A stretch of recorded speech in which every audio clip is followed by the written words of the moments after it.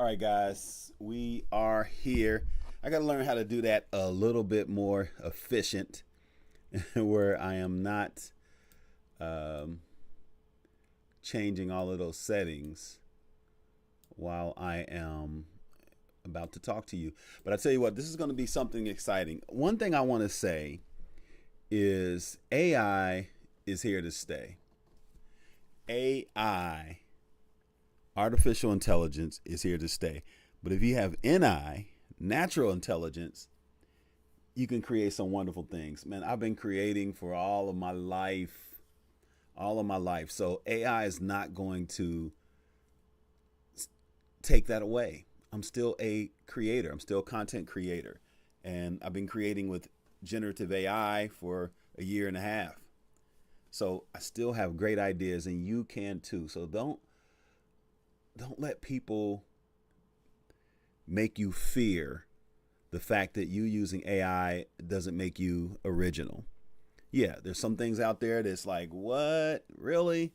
But if you use it responsibly as a collaborator, as a idea generator, as a thought process to enhance 10x, 20x, 30x, I'm telling you, it's going to be something amazing for you. And you're going to see it through a lot of my work. Yes, I'm going to have some old school stuff that didn't have AI. And then I'm going to maybe reboot that. Matter of fact, while you're listening to this live, you may hear something that I rebooted. And I actually called it Reboot, my Millions of Hits book. That wasn't written with AI. But now it takes it to another level with AI and with some of the things I'm doing. Today specifically, we're going to use this AI platform called Notebook LM. We've already used it, so everything you hear today is generally coming from those two voices. So this is it's a great platform, guys. And I don't have to beg you to get on it. Just get on it. Amazing. I've made tons of podcasts, audio podcasts with that platform. And today you're going to hear maybe even an hour. I'm going to let some things roll. I'll come back in, maybe switch it up. This is a concept that I came up, not with AI, but I came up by myself, called the Live Life List, and AI made it better. My wife has taken the journey and she's made it much better than me. So there we go, guys. Also, we're going to start out with some New Year resolution ideas and concepts using that from AI as well. So here we go. Enjoy. Thank you for being a part of the Deep Dive Audio Podcast, the VIP Guide Deep Dive Audio Podcast, guys. We coming strong. We coming alive in 2025. We're going to make a lot of changes at the channel as well. So be on the lookout for that. I may put this I made it into a podcast. I love this audio podcast thing. But I took that from just ideas I bounced around with Gemini.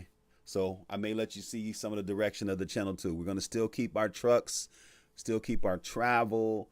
And we've had AI since last year or so. We're going to add more AI. I'm going to take some of my old school ideas, reboot them with AI, and it's going to be amazing. It's going to be amazing. All right, guys, 2025. Let's get started with this. And pretty soon, too, I'll also have a better platform to run this on, while you can see a better graphic without me having to edit. But let's go. Okay, so new year, new you, right? It's that time again. Like, we all get bombarded with this idea. But this year, you guys sent us something pretty cool. Yeah. And actually, All right, let's try that again. That was interesting. Not playing. okay, so new year, new you, right? It's that time again. Each Okay, so new year, new you, right? It's that time again. Like, we all get That was weird. Let's go. Okay, so new year, new you, right? It's that time again. Like, we all get bombarded with this idea. But this year, you guys sent us something pretty cool. Yeah. An actual guide for having, like, a better year. That's awesome. Yeah. Not just random tips, but like a whole roadmap. It covers, everything. Health, finances, relationships, the whole shebang. Sounds like we've got a lot to dive into then. We do. And what I love is it really focuses on stuff you can actually use E. That's key. It's all about practical takeaways, things you can actually implement, make You a know, part of your life, you know? exactly. Yeah. Not just like a list of things to do. Right. Right. It's about connecting the dots, figuring out what works for you. I love that. Yeah. So first up, the guide recommends scheduling a physical. Okay. I know. Maybe not the most exciting way to kick off the year, Right. but to really emphasize it's not just about going to the doctor when you're sick. It's about being proactive, Exactly. establishing a baseline, Yes. catching things early, And honestly, preventing bigger problems down the line, right? Absolutely. You know, what's wild is how many people skip those regular checkups and then Yeah. they end up dealing with stuff that could have been caught earlier. It's true. So much easier to stay ahead of you. Exactly. Okay, so health checkup, check. Check. Now, the guide goes into diet and exercise. Big one. Huge. And I got to be honest, after the holidays, I am still in full-on treat mode. I feel that. But the good news is they're not saying we have to do like a complete overhaul. No crazy diets. Thank goodness. Small changes are where it's at. So true. It's about like swapping out that sugary drink for water more often or, adding some extra veggies to your plate. Those little things add up, though. They really do. It's Oh, the yeah. consistency that makes the difference. Love that. Okay, moving on to goal setting. Always a popular one. Right. And this guide is all about being realistic, setting ourselves up for success, not just like another resolution we abandoned by February. Definitely. And there's some really cool psychology behind this. Yeah. Smaller steps are actually more effective because they play into our brain's reward system. Interesting. Each little win, it triggers dopamine. You get that feeling of accomplishment and it motivates you to keep going. It's like leveling up in a game. Exactly. You celebrate those milestones and it makes you want to tackle the next challenge. I love that analogy. Right. So thinking about that, like, what's one goal you've been wanting to achieve? The person listening right now, how could you break that down into smaller steps? Love it. Now, something else this guide really emphasizes is mental wellness. Oh, yeah. And I think with all the excitement of a new year, it's easy to overlook that part. Totally. And January can be kind of stressful, honestly. For sure. Getting back into the routine. Right. The guide actually suggests some really cool strategies like mindfulness, Ah, yes. which I used to think was all about like, sitting and chanting or whatever. Right. But it's so much simpler than that. It really is. It's about being present in the moment, noticing your breath, your senses, your surroundings. And not judging yourself Exactly. It's powerful stuff for reducing stress. and becoming more aware of your thoughts and feelings. Exactly. Now, if mindfulness isn't your thing, the guide also mentions journaling as a way to like process emotions. Oh, yeah. That can be super helpful. Or even just spending time in nature. Love that one. There's actually research that shows being in nature lowers stress hormones. Fascinating. Right. So many good options to explore. So true. And speaking of feeling good, we can't forget about our financial well-being. Oh, that plays a huge role. Right. After the holiday season, our wallets might be needing a little TLC too. Uh-huh. Mine definitely is. Yeah. Might have got a little overboard with those holiday sales. We've all been there. But this guide is all about empowering us. They talk about budgeting, but not in a restrictive way. It's about aligning your spending with your values and goals. Right, and figuring out what actually matters to you. Exactly. Even just tracking your expenses for a week can be eye-opening. You start to see patterns, areas where you can adjust. And the guide also reminds us to check our credit reports. Oh, yes. Super important. Free to do annually, and it helps you make sure everything is accurate, catch any potential identity theft issues. Absolutely. Can't stress that enough. Okay, last but not least, Hippie. relationships. The guide really emphasizes reconnecting with loved ones. Such a good one. And it's not about grand gestures or anything. It's about quality time. Which I love because that's something we can all do. Exactly, no matter your budget. Write a phone call, a handwritten note, even just taking a walk together. These little things mean so much. It's about showing up for the people you care about. And you know what? Those gestures tie into this bigger idea of gratitude. Oh, definitely. Expressing appreciation for the people in our lives, even for the small things. It makes those bonds stronger. And it brings more joy to everyone involved. So true. So there you have it. We covered a lot of ground today, from health and well-being to finances to relationships. It's like you've got this personalized toolkit now for making this year amazing. I love that. And as you go forward, we want to leave you with this.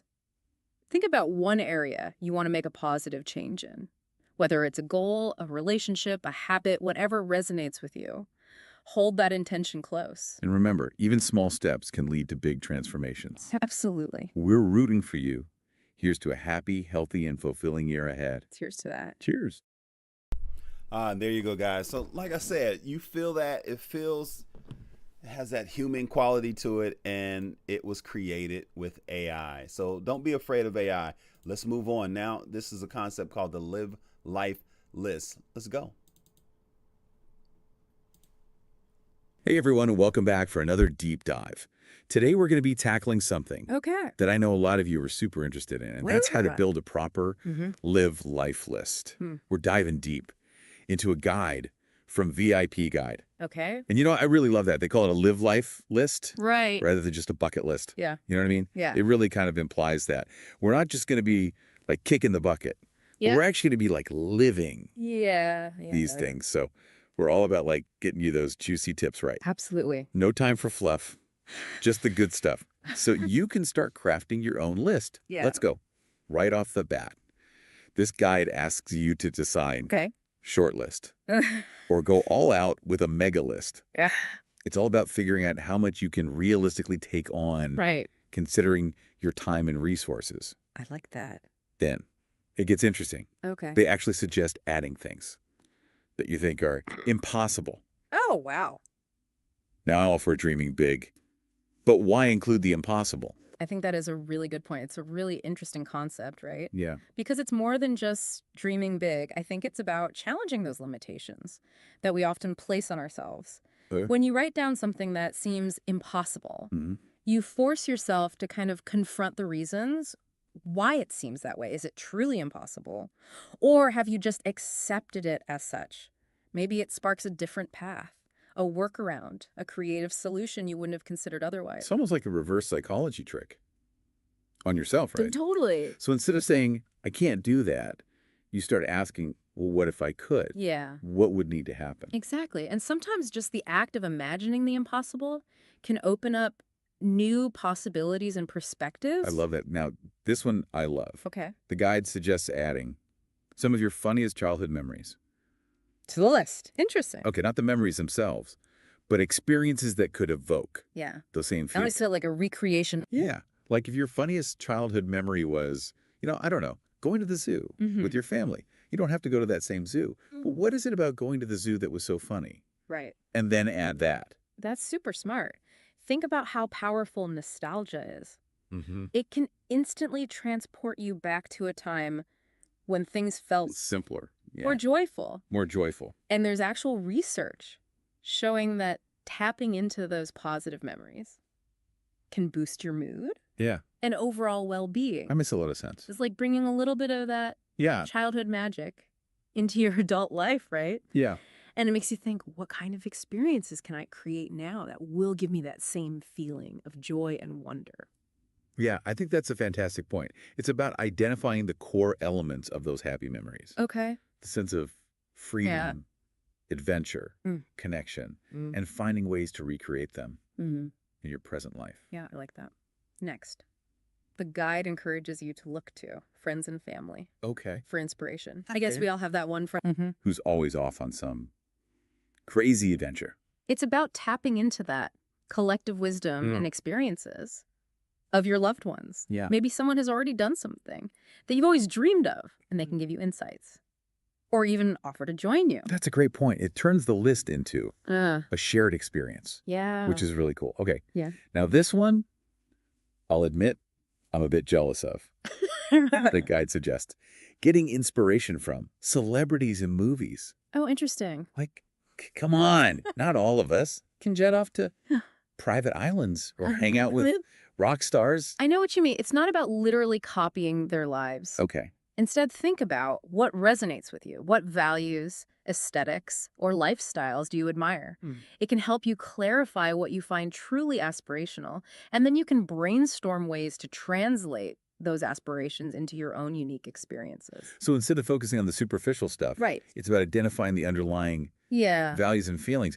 Those things represent. Exactly. It's about using those examples as a springboard to explore your own definition of a fulfilling life. What makes you feel alive and excited. That's a good point. Yeah. And to bring it all down to earth, the guide emphasizes grounding your list Okay. with simple, achievable actions related to your current life.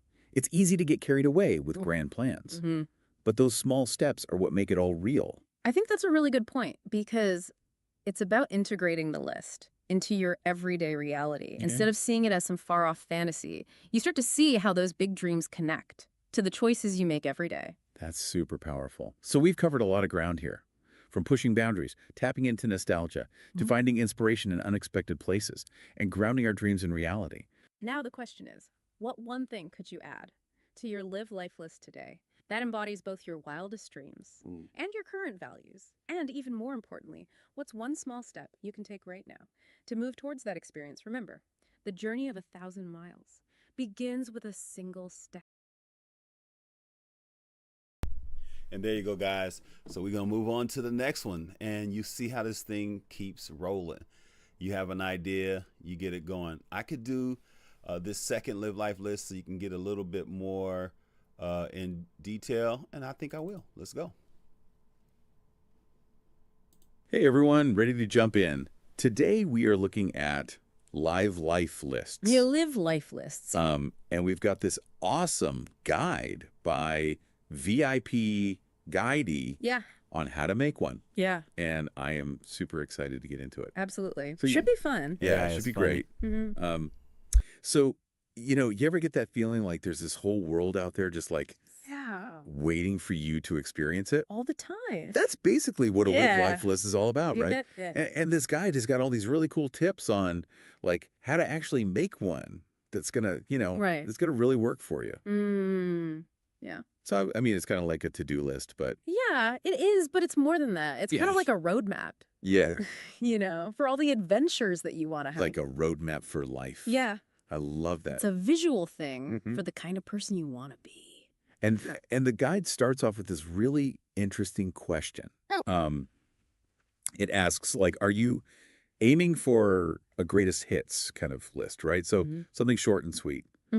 Or are you thinking more like an epic, expansive collection of everything you want to do? Ooh, I like that. Yeah. I like that. So I'm curious, like, what would you go for? What's your style? I think that's actually such a smart place to start. Yeah. Because by choosing like a concise list versus a sprawling one, it really defines the purpose behind it. And a shorter list can focus on, those key milestones or values. Right. Whereas a longer list can allow for more exploration and more spontaneity. Interesting. And you know what's really interesting about this guide? What's that? It encourages you to think big right away. Oh. Like right out of the gate, we're talking about those bucket list items, Like what kind of things are we talking about? like learning to fly a plane Wow. or writing a novel. Okay. Yeah. So those big goals. Huge goals. Yeah. Things that maybe feel a little bit out of reach. Right. But that's part of the fun. So it's like sky's the limit kind of thing with this list. Exactly. But it gets even more interesting. Really? It suggests including things that you think you'll never accomplish. Never. Like ever. Wait, what? Like, why would you put something on your list that feels impossible? That's where the psychology of motivation comes in. Okay. So imagine those impossible dreams as stretch goals. Stretch goals. Okay, Yeah. I've heard of that term. Yeah, you have. So by aiming for something seemingly out of reach, Yeah. you might actually achieve more More than than you would with only those realistic goals. Really? Because it pushes you beyond your limits, Yeah. your perceived limits, Okay. and encourages you to think bigger. I like that. So for example, let's say your impossible dream is to perform on Broadway.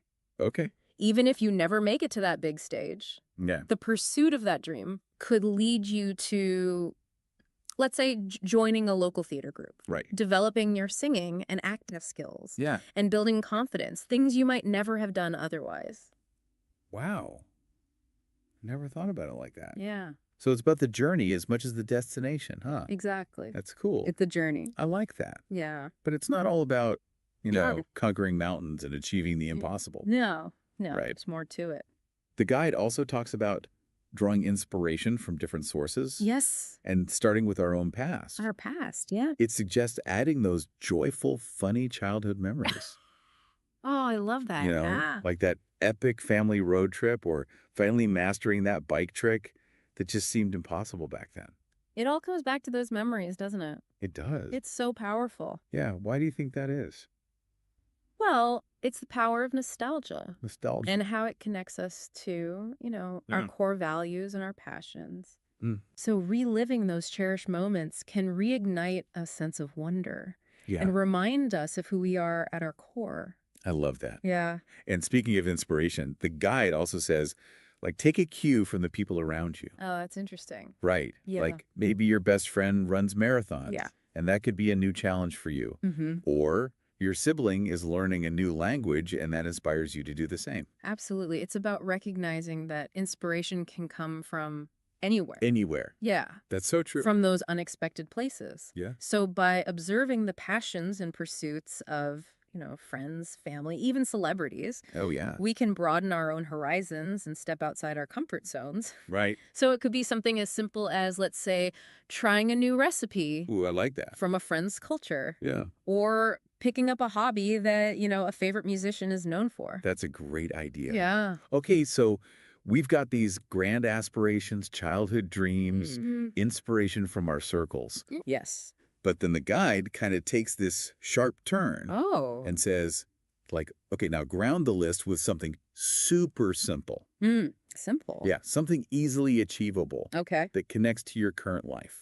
I like that. Can you give me an example? Yeah, sure. It could be something like finally organizing that messy drawer Oh, that's been bothering you. that one drawer, yeah. Or trying out that new bakery. Ooh, bakery. Yeah, down the street. I love that. Simple stuff, right? That's a great example. Yeah. And it's such an important point because while it's fantastic to have those ambitious goals, Yeah. it's equally important to be present Present, yeah. and appreciate the everyday moments. Right. So these smaller achievable actions bring balance to the list. Balance. Okay. And remind us to find joy in the simple things. right. Plus, checking them off Yeah. can give you a sense of accomplishment Yeah. and momentum, which can be motivating That's true. as you tackle those bigger items. That's all about balance. Yes, exactly. So it's like this mix of reaching for the stairs while staying grounded. Yes. I like that. And ultimately, this live life list becomes a reflection of who you are, what you value, Yeah. and what you want to experience in this one precious life. It's such a powerful concept. It is powerful. After exploring all these ideas, Yeah. I'm wondering, what one unexpected or surprising item would you add to your list? Ooh, that's a good one. Something that would make it uniquely yours. Wow. And remember, creating this list is just the first step. The first step. The real adventure begins when you start living it out. I can't wait. Sounds pretty amazing, right? It does. It does. Awesome. Well, that's all for today, everyone. Thanks for having me. And thanks for listening. It was great. Until next time. Bye. And there we go, guys.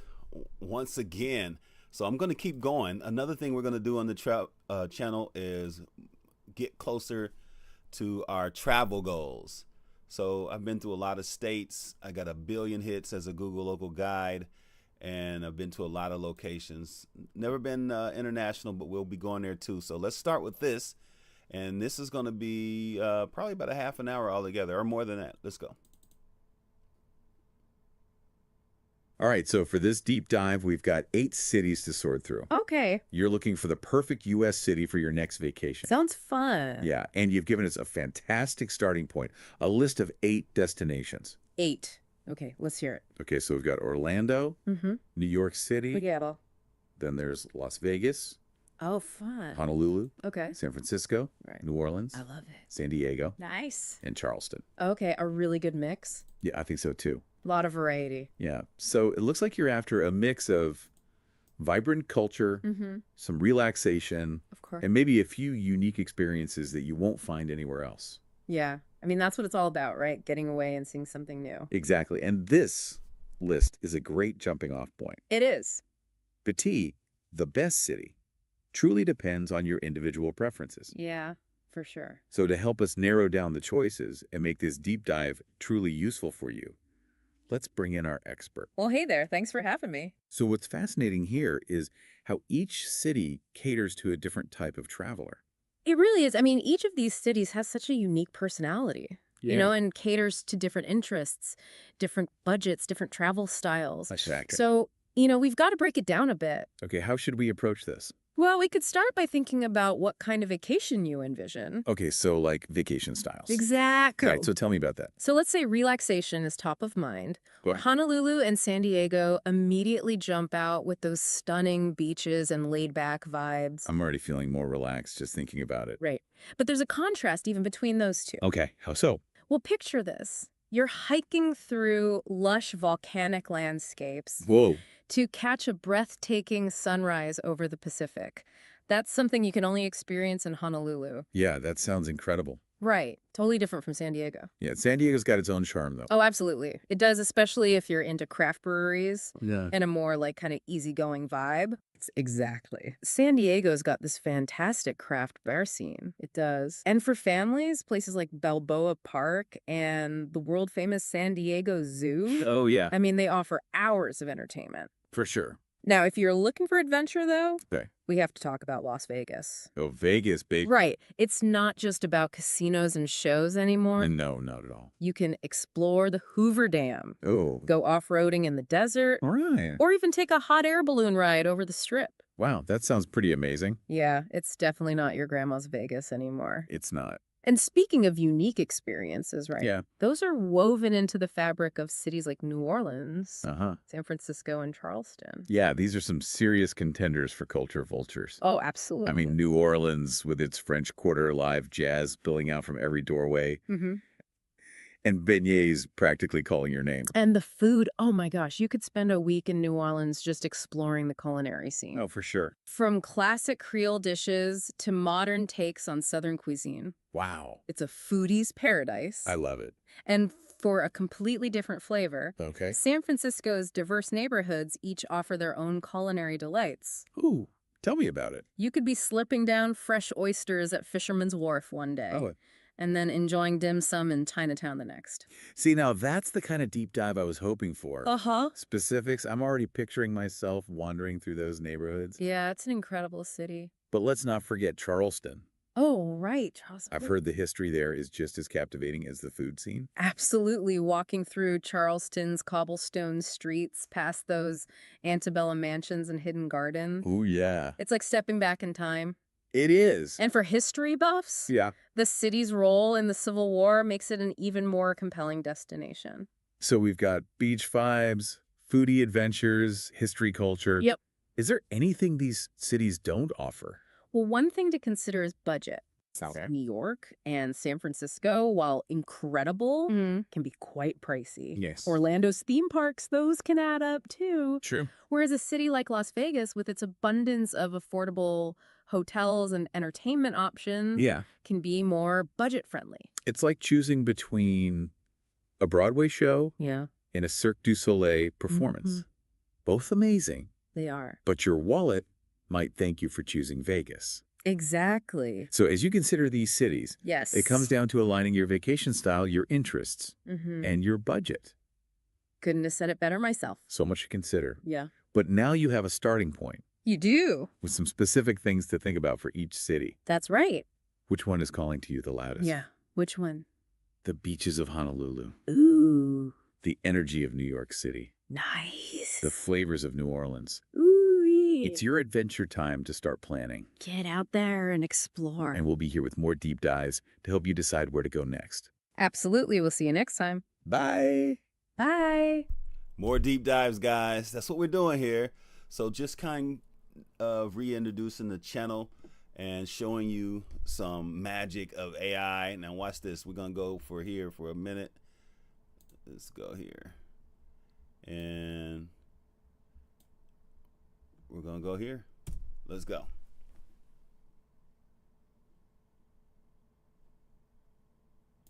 All right. Let's dive into something a little different today. Oh. What do you have for us? Well, I was thinking, you know how much we all need a vacation after, well, everything. Yeah. That sounds pretty good right about now. So, for this deep dive, we're going to plan a trip. Oh, I like where this is going. Where are we headed? Sunny San Diego. Nice. I haven't been there in ages. What do we have to work with?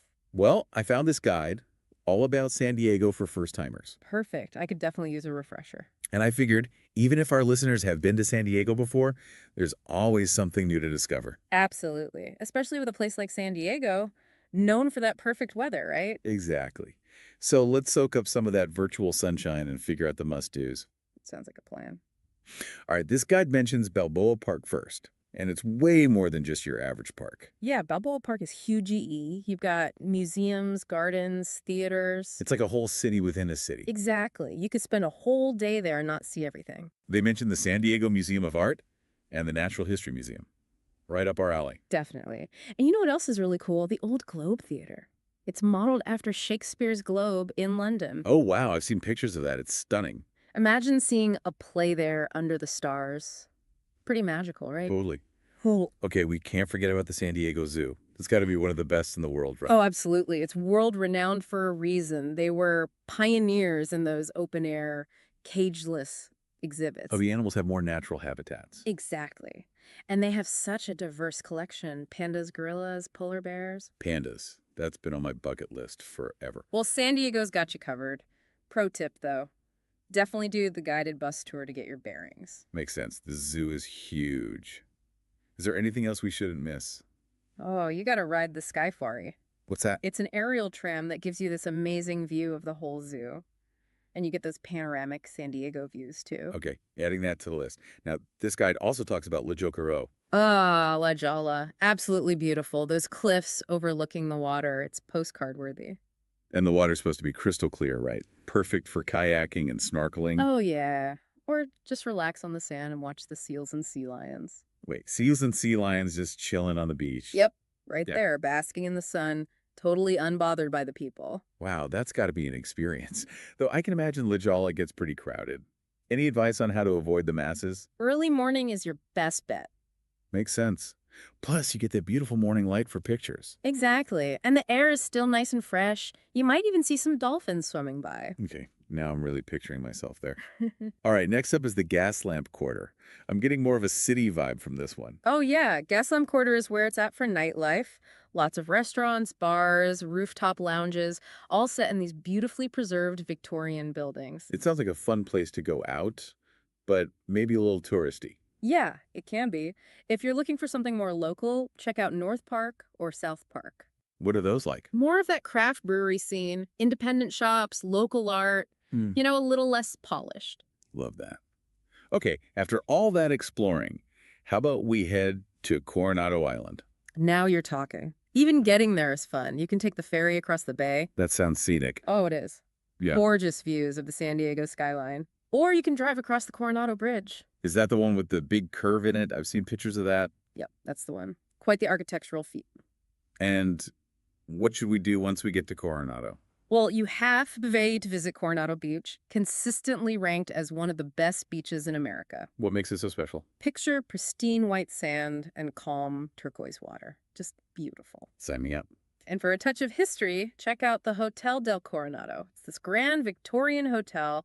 Marilyn Monroe even filmed some Like It Hot there. Wow, that's amazing. I'd love to just wander around a place like that and soak in the history. You and me both. Okay, moving on. This guide also mentions Mission Beach and Pacific Beach. What's the vibe there? Oh, those are your classic California beach towns. Think long boardwalks, surfers, bike rentals. And that iconic SoCal sunshine. Tons of it. Definitely the place to go if you want that quintessential beach experience. Sounds like fun. All right, now we got to talk about Old Town San Diego. Ah, yes, Old Town. That's where you can step back in time and experience California's roots. I read that it's the birthplace of California. Yep. You'll see all these historic adobe buildings, the ones made from sun-dried clay bricks. Oh, yeah. I remember learning about those in school, so you can learn about the early Spanish settlers there. Exactly. And also about the Kumeyaay people, the Native Americans who were there long before the Spanish arrived. Wow, so it's a really rich cultural experience, too. For sure. You can find traditional Mexican food, shops, and entertainment there. I love it. Okay, we've covered so much already. But no San Diego trip is complete without watching a sunset over the Pacific. Absolutely. And for that, you got to go to Sunset Cliffs Natural Park. What's it like? Imagine dramatic cliffs overlooking the ocean. You can explore sea caves and tide pools. Oh, wow. That sounds incredible. I bet the views are breathtaking. They truly are. Okay, last but not least, the guide mentions The USS Midway Museum. Ah, yes. A must-see for any history buff. It's an actual aircraft carrier, right? Yep. Decommissioned, but you can walk the flight deck, see all sorts of aircraft. That sounds really cool. All right, so we've covered a ton of ground here. We really have. San Diego has so much to offer. I'm already feeling overwhelmed with all the choices. Any final tips for a first-time visitor? Well, definitely embrace those outdoor activities. Hiking, biking, kayaking. San Diego is all about being outside. Makes sense with that perfect weather. Exactly. And don't be afraid to explore different neighborhoods. Each one has its own personality. So we get that variety, which is awesome. Okay. Anything else? Definitely try the craft beer. San Diego's known for it. I'm not a huge beer person, but I'm willing to try anything once. You might be surprised. Oh, and definitely spend some time out on the water. Whether it's a harbor cruise or just taking a ferry, you get a whole new perspective on the city. Okay, those are some great tips. I think we've successfully planned our dream San Diego trip. What are you most excited about? Tough choice. I think seeing those seals and sea lions lounging on the beach in La Jolla would be pretty amazing. What about you? I'm torn between the zoo and Old Town. Both sound so fascinating in different ways. I guess we'll just have to see what calls to us when we get there. Exactly. That's the beauty of travel. Well, to all our listeners, if you're planning a trip to San Diego, I hope this deep dive is giving you some inspiration.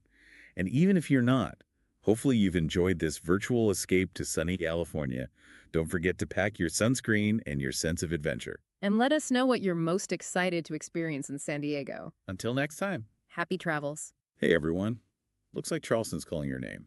Lucky you. Yeah, right. I mean, cobblestone streets, antebellum architecture, and all that southern charm. And the food. Oh, yeah. Don't even get me started on the food.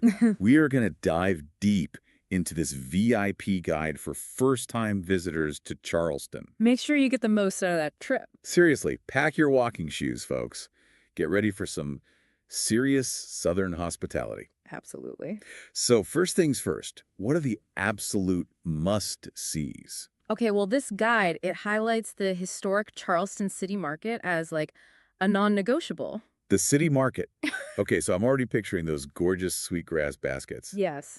Oh, and are Ben wafers like a thing I need to try? Oh, you absolutely have to try Ben wafers. Okay, good. I'm adding that to the list. Yeah, they actually have roots in Charleston's African culinary traditions. Interesting. It's just one example of like the city's amazing cultural blend. Right. And the city market itself, it's been a bustling center of commerce since the 1790s. Oh, the 1790s. So yeah, you're stepping right into centuries of Charleston's story just by like being there. I love that. Okay, what else is on this must-see list? Well, this guide, it goes on to mention Rainbow Row. Ah, Rainbow Row. Okay, yeah, that picture-perfect street of colorful, historic houses. I mean, come on. Yeah. It feels like each house has like a novel's worth of tales to tell. I mean, you're right. Those facades do hint at lives lived, chapters of history unfolded. Yeah. The houses, they date back to the 1740s. Wow. And the colors, the vibrant colors, they were supposedly added later. I wonder why. Well, maybe to signal different shops or trades, like back in the day. Interesting. Makes sense. Yeah, it's just this visual reminder that Charleston's history, it isn't just about like grand events, Yeah. It's woven into the everyday lives of its people. I love that. Yeah. Okay, so next up on the list, Waterfront Park, sunsets over the Cooper River. That sounds pretty amazing to me. Oh, it is. It's idyllic. But it's a really great example of how Charleston has adapted and revitalized itself over time. Oh, really? How so? Waterfront Park, it was built on what used to be a pretty rundown industrial area. Wow, I would have never known that. Yeah, and now it's like this vibrant public space that reconnects the city to its waterfront. Cool. Which has always been essential to Charleston's identity. I mean, it's a port city. Right. Makes sense. And of course, no trip to Charleston would be complete without a visit to Fort Sumter. Exactly. I mean, that's where it all began. It's Yeah. not just about standing like right where history happened. It's about understanding how that history like continues to shape Charleston today. That's powerful. I like that.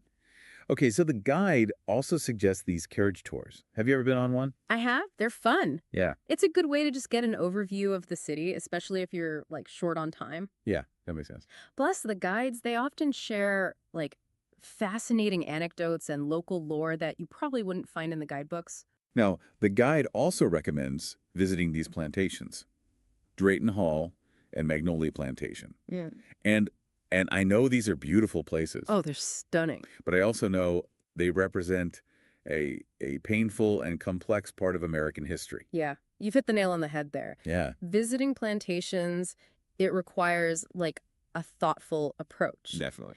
Drayton Hall, in particular, it stands out because it's been preserved more as a historic document than like a romanticized version of the past. Oh, that's Yeah, interesting. so you see the architectural beauty, absolutely, but you also, you confront the stark reality of what plantation life meant for the enslaved people who built and sustained these estates. That's so important. It's about honoring those stories, Yeah. and understanding the full context of Charleston's past. Okay, now on to, well, maybe some lighter fare. This guide mentions these Charleston ghost tours. Oh, the ghost tours. Are you a believer in the supernatural? I can't say that I am, but I'm definitely fascinated by the stories themselves. Yeah, I get that. Charleston's ghost tours, they weave together like folklore, history, a dash of theatricality. Yeah. They tap into that human fascination with the unknown and those echoes of the past that linger in places like Charleston. Speaking of things that linger, like the aroma of delicious food. I was hoping you'd get to that. Yeah, I'm getting hungry. This guide raves about Charleston's food scene. Any must-try dishes our listeners should add to their list. Oh, so many. Hit me. You can't visit Charleston without experiencing Low Country cuisine. Oh, a low country cuisine. Tell me more. It's this blend of African, French, Caribbean, and Native American influences. It reflects all these diverse cultures that have shaped Charleston's culinary heritage. Now, that's what I call a melting pot of flavors. What would you say are the standout low country dishes? Okay, well, shrimp and grits is a classic. You have to try that. Shrimp and grits, okay. It's hearty, flavorful, and it just embodies that southern comfort food vibe. I'm here for it. And don't miss the she crab soup. She crab soup. Noted. It's rich, creamy, and bursting with fresh crab flavor. Now you're speaking my language. And of course, you can't forget, you're right on the coast, so fresh seafood is a must. Yes, 100%. One thing this guide emphasizes is how walkable Charleston is. I love that about cities because you really discover the hidden gems that way. You absolutely do. Charleston rewards the curious wanderer. Yeah. It's about strolling down those cobblestone streets, soaking in the ambiance. Yeah, getting lost a little And bit. just stumbling upon those unexpected courtyards and hidden gardens. Well, thanks to this deep dive, our listener is officially primed and ready for their Charleston adventure. Any final words of wisdom to leave them with? Honestly, just go beyond the guidebook, Embrace the unexpected detours, strike up conversations with the locals, let Charleston's magic unfold organically. I love that. It's a city that invites you to connect with its past, its present, and the enduring spirit of its people. Beautifully said. So, as you wander those historic streets, think about this. What stories would you tell if those colorful houses on Rainbow Row could speak? Safe travels, enjoy the southern hospitality, and who knows, maybe you'll even bring back a ghost story or two and some Ben and wafers for me. Of course. All right. Happy travels, everyone. We'll see you next time for another deep dive. Bye-bye. Bye. Okay, so it looks like you're getting ready for a San Francisco trip. Sounds fun. Yeah, and we're here to help you have the best time possible. Absolutely. We've got all the must-sees from your research. all those classic spots. I'm going to break them down, Dig a little deeper. uncover some hidden gems along the way, That's the plan. give you those insider tips, Exactly. so your trip is as memorable as possible. It's amazing It really is. how some places just become so iconic. Yeah. They're almost larger than life. Yeah. Take the Golden Gate Bridge, for example. Oh, yeah. It's not just a bridge. Right. It's like a symbol of human ambition. Totally. A symbol of overcoming these seemingly impossible obstacles. I was reading about all the opposition they had, So much. all those lawsuits. Yeah. Even the Navy tried to block the whole project. Can you believe it? It's mind-blowing that it even got built. crazy. And now, it's not just connecting San Francisco to Marin County. Right. It's a globally recognized landmark. One of the most famous bridges in the world. I bet walking or biking across it gives you a very different feeling than just driving over. Oh, absolutely. What do you think? Walking or biking puts you right in the heart of it all. Okay. You feel the wind, the Yeah. vastness of the bay. I bet. You see the city unfold in front of you in a Yes. completely different way. Makes sense. Plus, you get a good workout in Oh, yeah. while you're taking in those breathtaking views. Right. Speaking of breathtaking, Okay. your list has Alcatraz on it. It does. Now, that's a completely different story. Yeah. A darker chapter in San Francisco's Huh, history. they bet. Okay. What gets me about Alcatraz Yeah. is the psychology of the place. Okay. It's not just the physical confinement, Right. but also the mental isolation. Being surrounded by all that water. Totally cut off. Yeah. That ferry ride over must be so intense. It is. Knowing everything that went on there.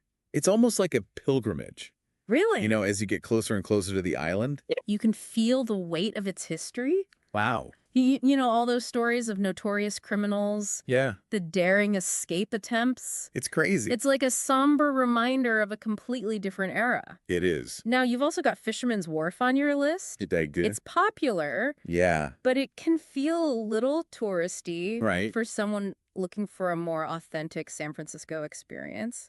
I'm getting that vibe. Yeah. Like it's a great starting point, A gateway to the city. but maybe not the full picture. Maybe not. So where would you recommend someone go if they want to get to know the real San Francisco? Those hidden gems. Yeah. The spots that really capture the city's true character. I think Golden Gate Park comes to mind. Oh, absolutely. What do you think? Yeah, Golden Gate Park is a sprawling green oasis It is. with so much to discover. I love it. If you want a little tranquility, Okay. head to the Japanese Tea Garden. Yeah? Offers this peaceful escape from the city. That sounds perfect. Yeah, if you're more into art, you've got to check out the De Young Museum. Oh, yeah. An incredible collection. Awesome. It's amazing how one park Rain. can offer such diverse experiences. It's wild. I remember walking through Golden Gate Park Yeah? and I came across Stowe Lake, Okay. and it was like stepping into a Monet painting Whoa. with all the weeping willows Oh, and the nice. soft light Beautiful. filtering through the trees. Yeah. Such a contrast from all the hustle and bustle of the city. Such a peaceful place. And speaking of contrast, Okay. we have to talk about Chinatown. We do. It's an absolute must-see. It is. Chinatown's not just a neighborhood. Right. It's a vibrant hub of culture. It really is. You feel the energy everywhere, Totally. from the bustling markets Yeah. to the aroma of dim sum coming from every restaurant. It's fantastic. It's incredible Yeah. how walking just a few blocks Yeah. can transport you to a completely different world. It's amazing. You've got the temples, Oh, yeah. the pagodas, so many different languages all around you It's sensory overload. in the best way possible. Yeah. What are some of the most significant temples or cultural sites that you'd recommend? Well, there's the Tin Hau Temple. Yeah. It's one of the oldest and most ornate temples in all of Chinatown. Wow. The carvings are incredible, Really? and the air is thick with incense. Nice. It's truly an immersive experience. Okay. Then there's the Kongqiao Temple, Yeah. known for those elaborate dragon and phoenix decorations. Awesome. And if you're lucky enough to be in San Francisco during Chinese New Year, Yeah. you can't miss the lion dance processions. Oh, They are a spectacle, I bet. unlike anything you've ever seen. Yeah, well, I'm adding those to my list. Do it. Okay, so we've got the iconic, Yeah, the deeply cultural. you do. Now, how about something quirky? Something uniquely San Francisco? Let's see. What do you have? You can't go wrong with Lombard Street, Lombard Street. the most crooked street in the world. It's a little bit of a tourist trap, Okay. but the surrounding flower gardens are really beautiful. Oh, wow. And just the absurdity of a street designed like that. Yeah. It's undeniably amusing. I love it. It's a testament to San Francisco's playful spirit. Speaking of playful, Yeah. how about those cable cars? Oh, the cable cars. I mean, yeah, they're transportation, Sure. but they're also like moving landmarks. They really are. Clinging to those hills, Yeah. giving you these panoramic views The views are amazing. as they clang their way through the city. It's truly a visceral way to experience San Francisco. It seems like it. It is a sensory experience. Yeah. You've got the sounds, the Yeah. sights, Yeah. the wind in your hair as That's you true. ride these historic lines. I love it. And it's a great way to connect all those different neighborhoods. So convenient. It is. Speaking of which, Okay. you've got a Golden Gate Bridge bike tour on your list. Smart move. I know, I'm excited. I bet. It's a perfect way to combine sightseeing with some activity, Right. which is great Yeah. because I like to stay active when I travel. Me too. Now, I also noticed you mentioned there's some practical tips from your research, Oh, right. like layering your clothes. Yeah. Because the weather in San Francisco can be a little unpredictable. You never know what you're going to get. Exactly. And comfortable shoes Oh, right. for all that walking you're going to be doing. Good point. You don't want to get blisters. Definitely not. And public transportation. Oh, yeah. Don't underestimate how good it is in San Francisco. Okay. It's efficient. Yeah. affordable, Please. and it's just a great way to see the city. Plus, you get to explore all those neighborhoods. Yes. Really get a feel for each area. See all these unique personalities. That's so important. No. It's not just about checking off those landmarks. Right. It's about soaking up the atmosphere, Yeah. letting the city reveal itself to you. Exactly. What a great way to put it. As you finalize your San Francisco itinerary, Yeah. here's something to think about. Okay. Which neighborhood speaks to you? Which one aligns with your personality, with your interests? I like that. Use that to help guide your exploration, Right. and you'll uncover some hidden gems. Yeah. I guarantee it. Great advice. Yeah. And remember, one last thing. What's that? San Francisco is a city that rewards curiosity. Oh, that's good. So don't be afraid to wander off the beaten path. Okay. Strike up conversations with locals. Yeah. And embrace the unexpected. I love that. Have an amazing adventure. I will. Thank you so much for joining us. My pleasure. And happy travels, everyone. See you out there. Bye. Bye. Bye. All right, everybody. Ready to escape the cold? I know I am. Yeah, me too. Today, we are going on a deep dive to Honolulu, Oahu. That's right. Oh. Using our VIP guide, we're going to uncover some of those hidden gems and those must-see spots. Definitely must-sees. Yeah. But, go in a little bit deeper. Yeah, for sure. Yeah. Think about, those iconic beaches, volcanic landscapes. Oh, and that aloha spirit. Can't forget that. Oh, absolutely. So let's get started. Let's talk about some of the must-sees with a little bit of a twist. All right. Sounds good. Yeah. Okay, so first up, Waikiki Beach. Oh, yeah. Everybody knows the name, Right. but I feel like not a lot of people know the story behind the sand. Yeah, it's interesting. Waikiki wasn't always like this bustling hub that it is today. Right. It was actually a marshland. What? Yeah. And it was favored by Hawaiian royalty. Wow. So imagine that. And today you can still feel that regal vibe in some of those historic hotels. For sure. That line the beach. Learning to surf there. It's almost like you're connecting with that rich past. Wow. Yeah. I never knew that. That's really cool. Yeah. So it's not just about catching a wave. It's about, experiencing a piece of history. Yeah, exactly. All right. Next up, Diamond Head. A volcanic crater, those panoramic views. Yeah. But I've heard the hike can be pretty challenging. It can be. Yeah. So what are some tips for first-timers? It's definitely worth the effort, but you're right. It can be steep. Wow. So Yeah. my advice would be go early, Oh, yeah. Good idea. beat the crowds and the heat, Right. pack plenty of water, Yeah. and, reaching that summit is an achievement. Yeah. And you're going to want to be able to enjoy those views without feeling completely wiped out. Yeah, you don't want to be exhausted. No, You just want to be taking it all in. exactly. Okay, good advice. Yeah, All right. Now, Pearl Harbor. Now, this is more than just a historical site. it is. This is a place of deep reflection. Absolutely. The Pearl Harbor National Memorial Yeah. is incredibly moving. I mean, it's just a very powerful place to visit. But, beyond the memorial itself, you can actually walk the decks of historic battleships. Oh, wow. Like the USS Arizona Memorial and the USS Missouri. That's incredible. Yeah, and it's one thing to read about history in a book, but to actually stand on those decks and Yeah. just kind of imagine what it must have been like, it brings a whole new level of understanding. Absolutely. Ah. Okay. Now, let's get into some culture here. Okay, Let's talk about the Polynesian Cultural Center. right. What makes this experience so unique?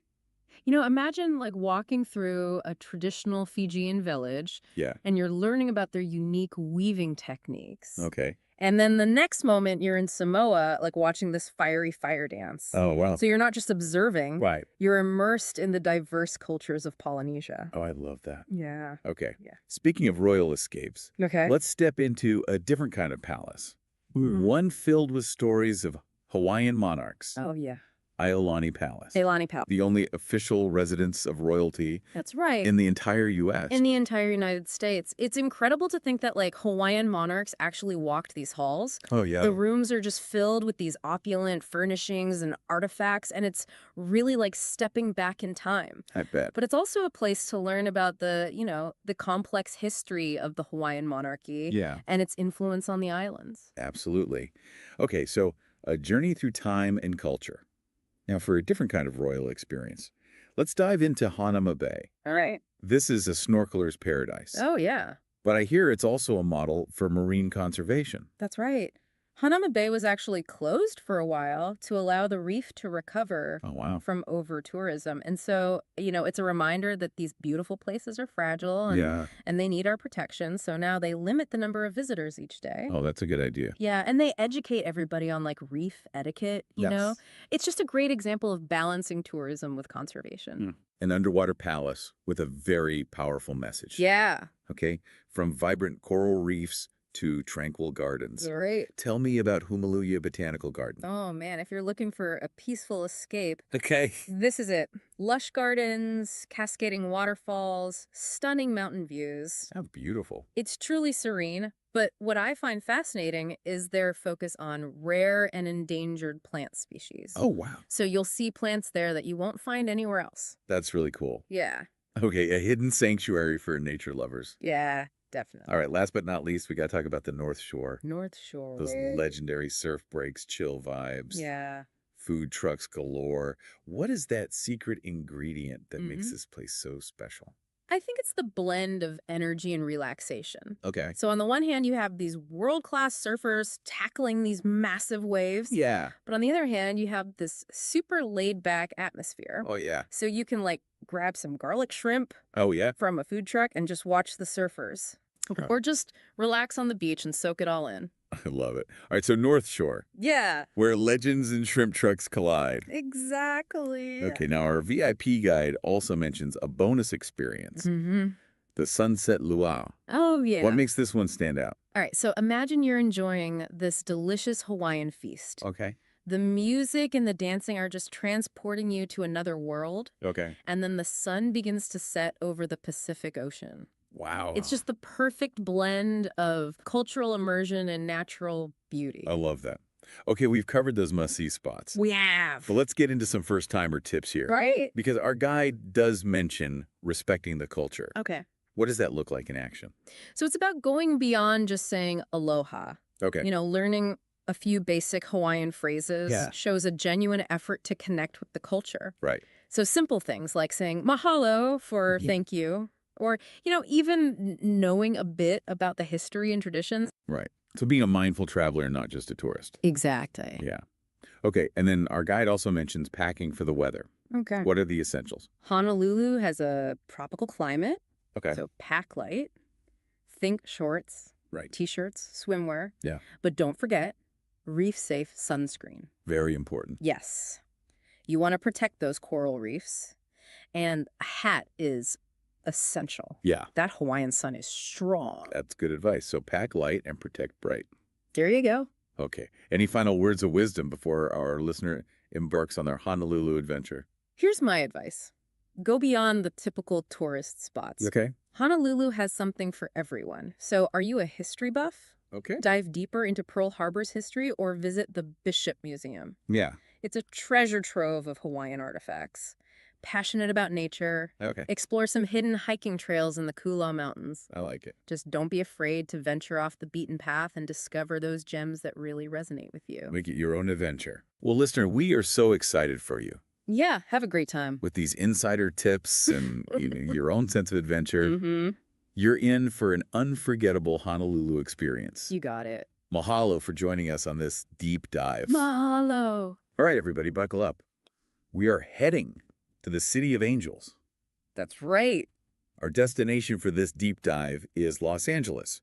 I'm excited. Yeah, using the VIP guide Yes. as our map and our inspiration. It's a great source. And what we're going to do is we're going to go through and we're going to sort of like Mm-hmm. craft like a perfect first trip to LA. Yes. So if you are thinking about heading to Los Angeles, A first-timer. this is for you, first timer. Exactly. That's right. Like this is So this is not for someone who's lived in LA for 10 years. no. This is like, This is like, I've never been to LA. I want to go, and I want to go to the best places. what should I do? Yeah. Right. And we're going to focus on like the unique stuff. Yeah. Not just the like, tourist trappy things. The must-sees. Yeah, the stuff that's in every single guidebook. Right. We're gonna take it up a notch. Yeah, and I really like the way that this VIP guide approaches it because it really does try to get at the heart of each location. Yeah. It's not just, the superficial level. Exactly. Yeah. So it's really going to give us a good... I get you, I Chase. So think- let's just jump right into it. Okay. I want to start with the Hollywood Walk of Fame. Okay. Like, you can't go to L.A. without You got to doing that, right? Yeah, it's a classic. But instead of just being like, oh, look, there's a star. Look, there's a star. Right. The VIP guide suggests doing something pretty cool. What is that? They say, like, kick 1 star. Okay. Someone you really admire. Okay. And, like, make that your mission. Like a scavenger hunt. Like, find that star. I love that. Yeah. That's such a good idea. So it's not just like looking at every single star. Right, and just walking aimlessly. Yes, you have a mission. Right, and it gives you an opportunity to research that person Yes. beforehand so you can appreciate, Yeah.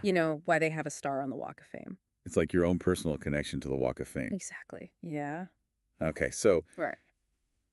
after we found our star, Yep. we are going up To the hills. to Griffith Observatory. Oh, yes. Now, Another classic. yes, Was. the Hollywood sign in the background, During the day, yeah. during the day, all that stuff. But Uh, the VIP guide says nighttime nighttime. is where it's at Oh, tell me why. because you can see the stars Oh, I see. and the city lights below. That's magical. And they say that contrast is just like mind-blowing. Yeah, it's a different perspective. During the day, you see the vastness of the city. Yeah. But at night, you see the vastness of the cosmos. And I did not know this. What? But apparently, Griffith Observatory also has a Tesla coil. It does, What's yeah. the Tesla coil? You didn't know this. I had no idea.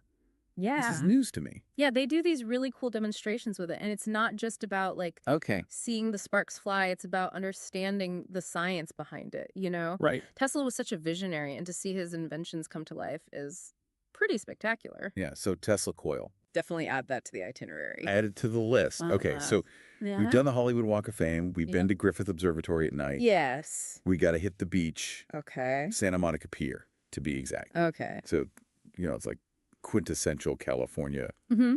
beach experience. Right. But what does that actually mean? Yeah. So the VIP guide breaks it down. They're like, you're going to smell the salt air. Mm-hmm. You're going to smell the saltwater cafe. Yes. You're going to hear people on the amusement park rides. The screams, the laughter. You're going to feel the Yes. Pacific Ocean breeze. Right. Like, it's all about the senses. Yeah, I love that they point that out because it's so true. Yes. It's not just what you see, it's the whole It's the whole path. sensory experience. Yeah. And while we're there, we got to ride the carousel. Oh, yeah. Because apparently it's like a historical landmark. It It was is. built in 1922. That's right. And it's been beautifully restored. Oh, wow. So it's like stepping back in time. Amazing. Okay, so Okay. we've done the beach. Yep. Let's go up into the hills again, Back to the hills. to the Getty Center. Yes. Now, yes, the art is incredible, Of course, world-class art. but the VIP guide points out something even cooler. What's that? The way the architecture frames the views. Yes. So they talk about like walking through the gardens and like Uh-huh. these like modern buildings are just like perfectly framing these Yeah. amazing cityscapes. Like breathtaking. And get this, admission is free. What? Yeah, Free to the Getty. that's amazing. I know, it's incredible value. Wow. Yeah. And they also point out that it's not just about those big Okay. picture views. There are all these hidden gems, Okay. like within the gardens, like little secluded spots with benches where you can just sit and soak it all in. Oh. They even suggest bringing a picnic lunch Oh. and just spending the afternoon there. Oh my gosh, that sounds so lovely. It does. Okay. All right, what's next? Where are we Ben? going? From the like From the serenity of the Getty yeah, to... we're going to Venice Beach Boardwalk. Okay. Yeah. Now you should- eclectic and vibrant doesn't even begin to cover Right. what Venice Beach is. You can't put it into words. Yeah. So the VIP guide, they talk about it as like this like Mm. crazy mix of It's a mix of everything. street performers and artists and fortune tellers. Yeah. And just like characters. Characters you wouldn't see anywhere else. Yeah, and they say it's like a living, breathing art installation. Yeah, I love that description because it really is. It's Yeah. like you're walking into a constantly changing Right. piece of art. Yes, and so it's not just about like looking at the people. Right. It's about talking to them. Yes, engaging with them, Yeah. hearing their stories, Yeah. and understanding the passion behind their craft. Yes, it's about like a human connection. Exactly. Okay, so Well, Venice oh. Beach. Yes. Let's go to TCL Chinese Theater. Right. So Back to Hollywood. we all know the handprints and the footprints. Of course. But the VIP guide says, like, pick one. Okay. A celebrity. Okay. Who's like handprints and footprints you find. Someone who really inspires you. Okay. And they say, imagine shaking their hand, like bridging that gap between Hollywood past and present. Yeah, that's a good way to make it personal. Yeah. You know, because otherwise it's just a bunch of names on the ground. Yeah. And while we're there, we got to appreciate the architecture of the theater itself. Oh, yes, absolutely. Apparently it was inspired by like Chinese temples. It is. Yeah, it's a beautiful building. So like those little details just add to the experience. They do. Okay. All right. Get ready for this one. Okay. Rodeo Drive. Here we go. Now, So window shopping yes, is an experience in itself. it is. But the VIP guide, they're like, okay, look at the people too. Oh, Like, yeah. You might see a celebrity. Getting out of a limo. Yeah, or you might see a car. That's worth more than your house. Yes. Yeah, like, It's a different world. it's insane. It is. And, you know, and the VIP guide reminds us that it's not just about spending money. Okay. It's about appreciating the artistry and the craftsmanship Yes. behind these luxury goods. Okay. So Yeah. they suggest, like, pick one store Okay. that really intrigues you, whether it's a fashion boutique or a jewelry designer. Okay. And just spend some time looking at the details. Okay. You know, the textures, the way the light plays on the displays. Yeah, like a museum of luxury. Exactly. Okay, we can't forget the Hollywood sign. Oh, of course not. Got to get that picture. The classic photo op. But how are we going to see it? Right. So the VIP guide suggests you can hike. If you're feeling adventurous. Yes, if you're feeling like you need some exercise. Yeah. You can drive. For a more relaxed approach. Yeah. And either way, Either way. they say that the sign is like massive. True. Like, pictures don't do it justice. You don't realize how big it is until you're right there. Like how big it actually is. Yeah, and it's interesting because the sign originally read Hollywoodland. Really? Yeah, and it was just a temporary advertisement Or for a housing development. no way. Yeah, it wasn't meant to be the iconic symbol. It's crazy how things just It's funny how that happens. turn into something else. Yeah. Okay. All right. For our grand finale, Okay. we're going to Universal Studios Hollywood. Yes. Now, The theme park. the VIP guide, again, they don't just list the rides. Right. They're talking about like the feeling Yeah. of stepping into your favorite movies. Oh. So like Give me an example. they talk about like battling alongside Optimus Prime in the Transformers ride, Oh, wow. or like facing down dinosaurs In Jurassic World? in Jurassic World. Oh, my God. Yeah, it's So you like got- it's like immersive storytelling. Yeah. It's like blurring the lines between fantasy and reality. And I think that's what makes theme parks so special. You know, we willingly surrender Yeah. to the illusion Right. and we allow ourselves to be transported Yes. to another world. Okay, so There you have it. that's our LA adventure. That is your LA itinerary crafted by the VIP guide. Yeah. Now, this is just the beginning. This is just a starting point. Yeah, like Okay. what I would say is pick one of these things Yes. that we've talked about Choose one. and then do a deep dive yourself. Read more about it. Yes. Research nearby attractions. Yeah. Look for local experts. Yeah. Maybe there's a walking tour, that focuses on, Yeah. A specific area that you're interested in, Yeah. and start your LA adventure before you even get there. That is such a good idea. Yeah. Oh my gosh. I am so ready to go to LA now. Me too. All right. Thanks for joining us for this deep dive It's been fun. of LA. Yes. And until next time, happy travels. Bye. Bye. Bye. All right. Miami, here we come. Getting ready for your first trip. Yeah, super exciting. It is. And we're going to break down this whole top 8 places to visit list. We've got it right here. We're going to make sure you get the most out of it. Absolutely. Yeah. No, just like, checking boxes. It's more than just showing up and looking at stuff. Right. Like experiencing it. Yeah. So let's dive in. Let's do it. South Beach. Like, Who hasn't heard of South Beach? but everyone's heard of South Beach. Right. But there's got to be more to it than just sand, right? Oh, there's so much more to it than sand. Yeah. Lay it on me. It's like stepping back in time, Yeah. back to the 1930s. Oh, wow. The Great Depression era. Okay. Miami Beach was like struggling. Yeah. And then boom, this Art Deco style just explodes. Ah, And it totally like reshaped the image of the city. I never knew that. Oh, yeah. Like the whole Art Deco thing, that was tied to like a specific. Absolutely. Yeah. Yeah. So what should I be like looking for? Are there certain buildings? Definitely. Oh. So you've got the Colony Hotel. the Yeah. Delano. Got it. These are iconic. Each one tells a story, you know? Okay. And you'll see all these nautical themes, porthole windows, these flowing curves. Interesting. It's like they're ready to set sail. That is way cooler than just pretty pastels. Oh, yeah, way more. Okay, Wynwood Walls. Oh, yeah. Art everywhere. I know that. It's amazing. But what makes it stand out? It's all about change, you know? Okay. It used to be this, like, rundown warehouse district, Right. and artists started coming in, transforming these huge blank walls into murals. Wow. And now it's, like, a global stage. You Oh. got, like, Shepard Fairey, Kenny Scharf. Big names. Big names, yeah. And all different styles, too. Photorealism, abstract. Wow. You'll see a lot of social commentary in the art, too. So it's like a living, breathing museum Exactly. that's constantly evolving. Yes, yes. And it's not just about taking pictures. Right. No. You got to like absorb it. Think about it. Yeah. What messages are you seeing? How does the art make you feel? Okay, yeah, that's deep. That's the power of Wynwood. All right, next up, Little Havana. Sensory overload. Get ready. I'm ready for those Cuban vibes. Oh, you'll definitely get those. Right. This is where the Cuban exile settled, you know, and their culture is Yeah. thriving. Okay. But pay attention to the details. What kind of details? Like the guayaberas the men wear, Okay. the intricate domino games. Got it. It's not just for tourists. This is everyday life. Right. You're getting a real glimpse of their community. That makes you appreciate it more. Absolutely. Yeah, for sure. Yeah. Okay, so we've done beaches. We've done the Cuban flair. Uh-huh. But Miami's got, like, a historical side, right? Oh, yeah. An artsy side. It does, and they're actually connected. Oh, okay. How so? Well, you've got Vizcaya Museum, I've heard of that. this grand Italian Renaissance-style villa. Oh, it's super fancy, yeah. Okay. And it shows you the, like, other side of Miami's boom.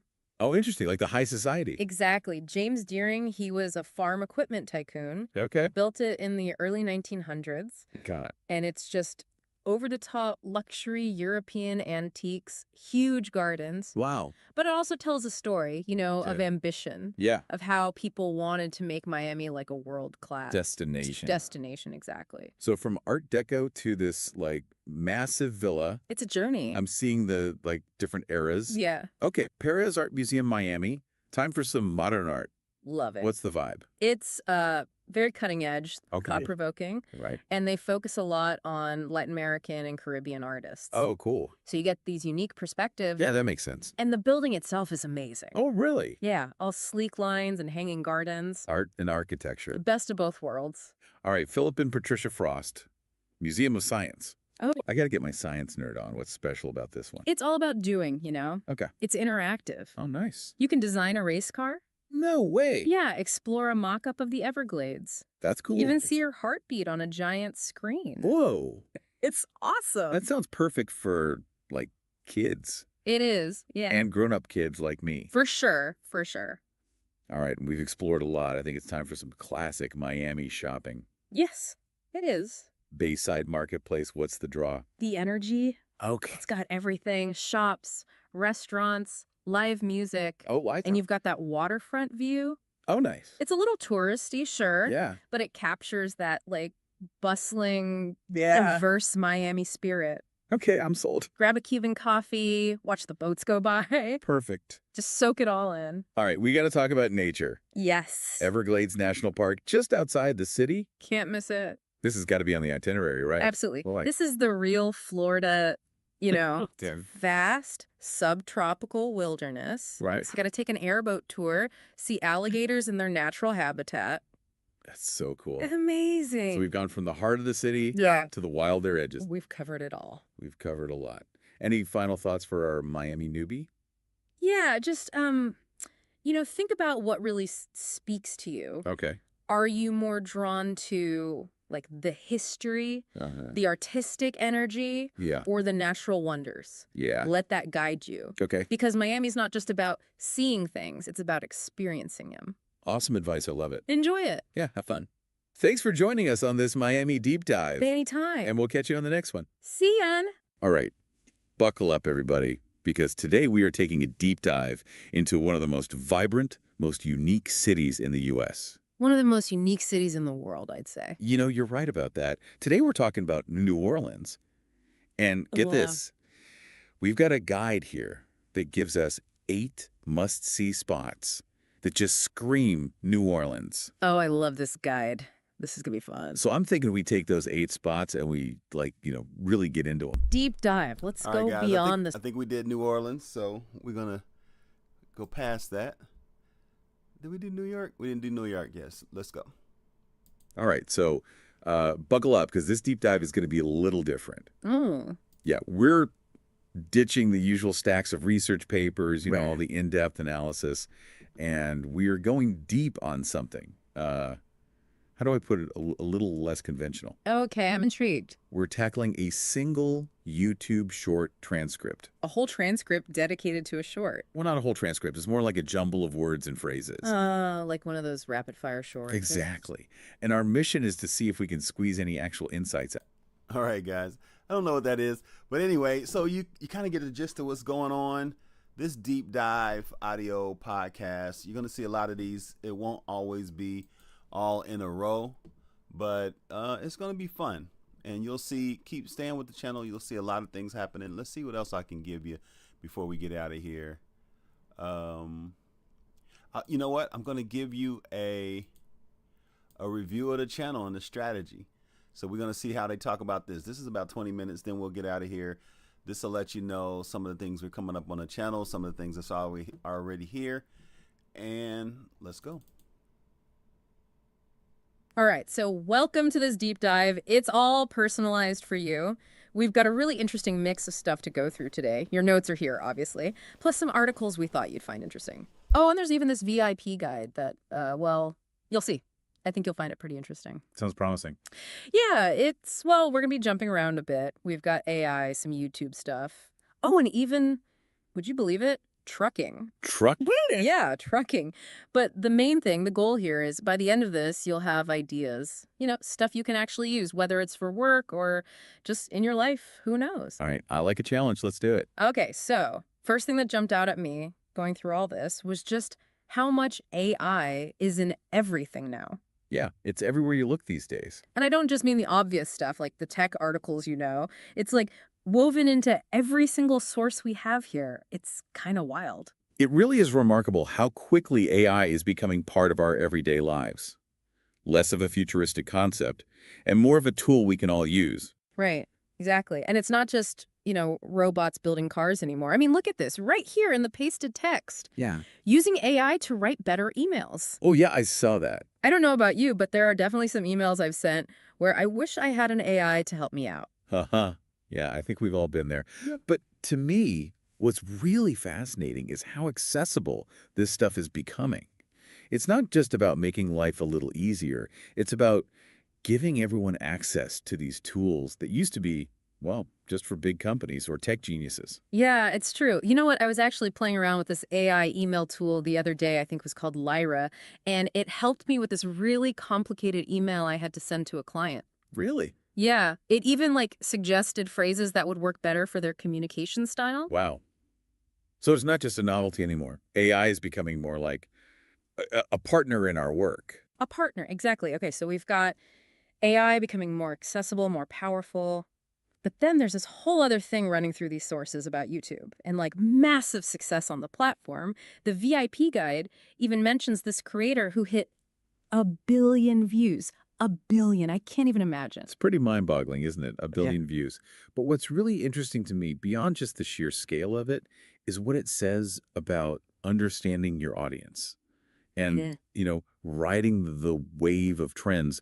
Those are skills that are valuable no matter what you do. You could be a YouTuber, an entrepreneur, even just someone who wants to make a difference in their community. That's so true. And speaking of understanding trends, there's this section in the pasted text about Google Maps. Mastering Google Maps, they call it. Oh, yeah, I saw that. And they go into all these tips and tricks, even hidden features that most people have no clue about. Have you ever gotten into that stuff? I haven't dived too deep into the hidden features, no. But what I find interesting is this mastery of Google Maps. It speaks to something bigger. This need we all have to navigate an increasingly complex world. And I don't just mean finding physical locations. I mean navigating the sheer amount of information we deal with every day. Knowing how to find what you need, when you need it, it's becoming a real superpower. It's like Google Maps for your brain. Okay. Yeah. So we've got AI, YouTube, Google Maps, and then out of nowhere, there's this whole section on trucking. Trucking. Yeah, trucking. I was a little confused at first, if I'm honest. Felt like a total detour. Yeah, it seems like a jump at first, but it's actually really interesting. The trucking industry is right on the edge of some massive changes Yeah. because of AI, self-driving trucks, all that. And then you've got the whole connection to travel, logistics, all these themes we've already been talking about. Yeah, I see the connection now. But one thing I'm curious about, what about the human side of it? The source material talks a lot about the importance of sharing trucker stories, highlighting the people. Why do you think that matters so much, especially with all this talk about AI and automation? That's a great question. It's a good reminder that even as our world gets more and more tech-driven, it's still people who are at the heart of it all, especially all these essential systems we rely on. And understanding the lives of those people, the challenges they face, their perspectives, that's crucial. Not just for ethical reasons, but also for understanding how these technological shifts are affecting society. You know, you're absolutely right. It's easy to get caught up in all the excitement of new technology, but we can't lose sight of the people involved. And this isn't just about trucking, is it? I bet there are human stories like this behind almost every industry and every new technology. What do you think, listener? Any industries or technologies you're interested in from this perspective? I'd love to hear what our listeners are thinking about. Okay, so just to make sure we're all on the same page, what would you say is the big takeaway from this first part of our deep dive? Well, I think it's pretty clear that AI is becoming more and more accessible, more sophisticated, and that opens up all sorts of amazing possibilities, but it also raises some important questions, especially about the human side of things. Exactly. It's not just about the technology itself, it's about how we use it and the impact it has on our lives and on society as a whole. Couldn't have said it better myself. And that leads us perfectly into the next section where we'll be talking about user-generated content, building an audience, all that. Especially on platforms like YouTube, we're going to be exploring all the tools and strategies involved, but always with that human element in mind. Can't wait to dig into that. All right, let's do it. So the source material mentions a bunch of stuff like YouTube store integration, affiliate marketing, all these features, which can seem a bit overwhelming, to be honest. What I really want you to focus on, listener, is that underlying principle of engaging your audience authentically. Yeah, the human connection. Exactly. Whether you're a content creator, a professional, or just someone with ideas to share, being able to connect with people in a genuine way is priceless. Absolutely. So how do we do that? How do we cut through all the noise and build that loyal audience? Well, the VIP guide has some interesting strategies, but before we get into those, I actually wanted to share a personal story. It's well, a few years ago, I was trying to build an online audience for my writing. Oh, yeah. Yeah. And I was so focused on all the technical stuff, SEO, keywords, all that, but nothing was really happening. And then one day I just thought, you know what? I'm just going to be myself. I started sharing more personal stories, talking about my struggles, being more real. And guess what? What happened? People started connecting. It was the authenticity they were responding to, not just the polished content. That's a great example. Yeah. It shows how human connection beats technical skills every time. And on YouTube, that means it's not enough to just make high-quality videos. It's about building a community, fostering relationships, sharing your unique voice. It's funny you should say that because the pasted text also talks about how important community is on YouTube, building a strong community around your channel. They even give some specific tactics like creating exclusive content for members and hosting live Q&A sessions. Oh, yeah, those are good. But they only work if you genuinely want to connect with people. If it feels forced or fake, people will see right through it. So it's about strategy, but it's also about heart. You have to actually care about the people you're trying to reach. Exactly. And that brings us to a really important question. If AI is taking on more and more of the content creation process, what will set human creators apart in the future? That is a good question. If AI can write emails, generate art, maybe even edit videos, what skills become even more valuable then? Well, I think your story about building an audience for your writing gives us a clue. It was the human element, the authenticity, the personal connection that people responded to.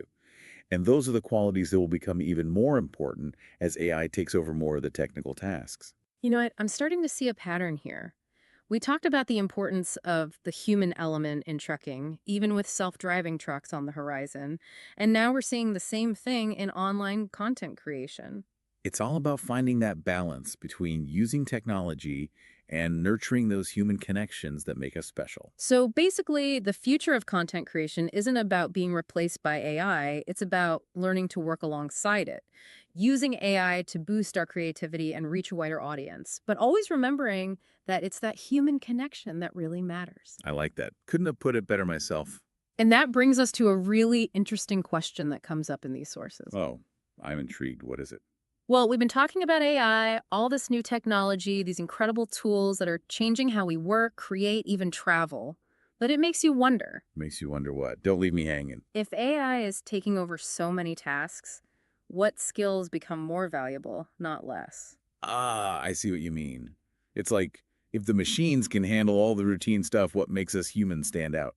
Precisely. Yeah. And even though it's focused on YouTube strategy, I think the pasted text gives us some hints. Things like high quality production, that takes human judgment, right? Yeah. And then collaboration, cross promotion, that's all about relationships, something AI can't really do. Right. And don't forget that whole section on community building, which we haven't even gotten into yet. That's very human-centric. Absolutely. Building that sense of belonging, making real connections, those are skills that are only going to become more valuable in a world that's increasingly digital. I totally agree. And even going back to the trucking example, even if we do have self-driving trucks one day, we'll still need people who understand logistics, who can manage the entire system, who can deal with those unexpected situations that AI might not be equipped to handle. Exactly. We need to move beyond just the technical skills. Critical thinking, problem solving, creativity, empathy. Those are the things that make us human, and I think those will be even more important in the future. Right. So this deep dive, it's about more than just AI, YouTube, and trucking. It's about seeing the bigger picture, understanding the forces that are changing our world, and figuring out how we can adapt and thrive in this new landscape. And it's about using these new tools and technologies in a way that doesn't compromise our human values and connections. It really is a lot to think about, but in a good way. This deep dive has definitely given me a new way of looking at my own work and goals. I'm glad to hear that. That's what we're aiming for, to spark new ideas and perspectives that you can take with you beyond this conversation. But before we move on to the next section, I wanted to go back to something we were discussing earlier, that section about travel. Oh, yeah, that's right. I was wondering about that. It felt a bit out of place compared to everything else we've been talking about. Well, think about it this way. We've been talking about navigating complexity, right? Whether it's the world of information, technology, or even the changing world of work. And travel, in a way, is the ultimate form of navigating complexity. It's about exploring different perspectives, expanding your horizons, gaining a deeper understanding of the world around you. You know, I'd never thought about it like that before, but you're absolutely right. Travel forces you to adapt, to solve problems, to connect with people who are different from you. Those are valuable skills no matter what you do in life. Exactly. And in today's interconnected world, that kind of global awareness is more valuable than ever. And it doesn't have to be about flying off to exotic locations. It can be about exploring your own city, your own community with fresh eyes. It's about cultivating a sense of curiosity, being open to new experiences. I love that. So even if you're not a traveler in the traditional sense, you can still be an explorer in your own life. Precisely. And who knows, maybe this deep dive will inspire you to take a journey, either literally or metaphorically. I'm already feeling inspired. Okay, so we've covered a lot today. AI, YouTube, trucking, even travel. But I want to leave you with this one question, listener. If AI is becoming so widespread and so much of our world is becoming automated, what are those uniquely human skills that will become even more valuable? What makes you stand out? What are you passionate about? What can you contribute to the world that a machine can't? That's a powerful question to think about. And I think the answer lies within each of us. It's about understanding our own strengths, our values, our unique perspectives. It's about embracing our humanity, even as our world becomes increasingly digital. And on that note, I think it's time to move on to the next section of this deep dive. Yes, definitely. We still have a lot to uncover, but this is a great point to pause and let all these fascinating insights sink in. We'll be back soon to continue this journey, so stay tuned. Welcome back. Ready to dive into this last set of sources? Absolutely. Let's do it. We've been exploring some pretty big concepts, haven't we? AI, YouTube, the future of work, all that. Yeah, it's been a wild ride so far. But now it feels like we're shifting gears a bit, going from the macro to the micro, zooming in on why you, the listener. I like that analogy. It does feel more personal now. I'm more focused on how all this stuff actually impacts the listener's life, their goals. Exactly. And speaking of personal, there was something in the pasted text that really caught my eye. A YouTube store. A YouTube store. That's a thing. Oh, yeah, it's a thing. And it's a really interesting example of how those lines between content creation and, well, commerce